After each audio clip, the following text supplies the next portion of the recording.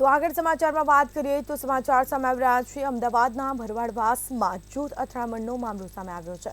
તો કહી શકાય કે આરોપી ખોડાભાઈ ખેતાભાઈ ભરવાડની ધરપકડ કરવામાં આવી છે।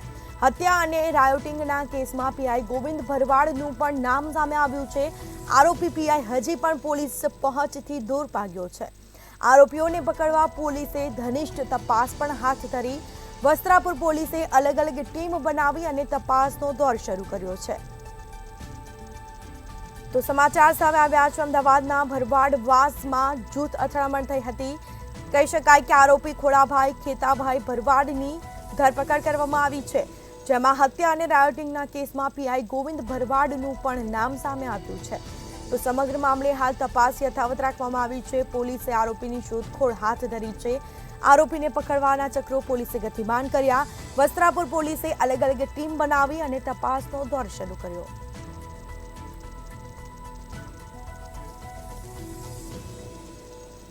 તો અમદાવાદના ભરવાડવાસમાં જૂથ અથડામણનો મામલો, સમગ્ર મામલે હાલ તપાસ હાથ ધરવામાં આવી છે। તો આરોપી ખોડાભાઈ ખેતાભાઈ ભરવાડની ધરપકડ કરવામાં આવી છે। હત્યા અને રાયોટિંગના કેસમાં પીઆઈ ગોવિંદ ભરવાડનું પણ નામ સામેલ।